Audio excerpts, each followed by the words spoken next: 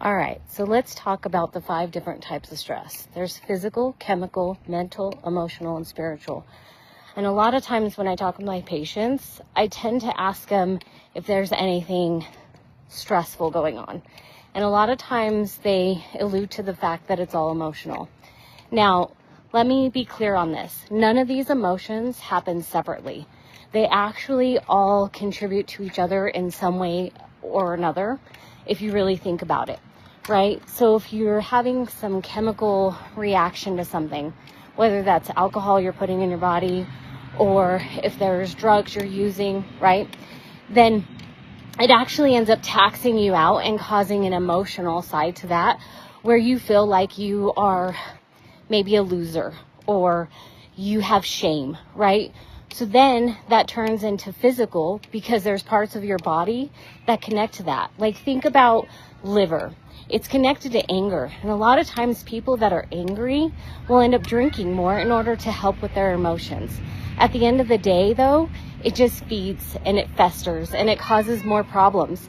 And then all of a sudden, before you know it, you have a vicious cycle and it keeps going round and round. So when we talk about emotional stress or physical stress or mental stress or chemical stress, right? All of them are intertwined. And at the end of the day, if you're not really taking the time to think about what it is that might have started the whole vicious cycle, then you're not really looking at the big picture here. And I really want to stress the fact that these are all connected and they also are all causing you problems, right? So in a physical manifestation, they're just growing and creating more and more issues. So take that for a moment and think about it.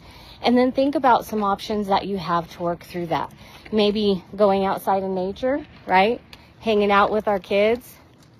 These are all important things that can take your mind off of other things that are bothering you.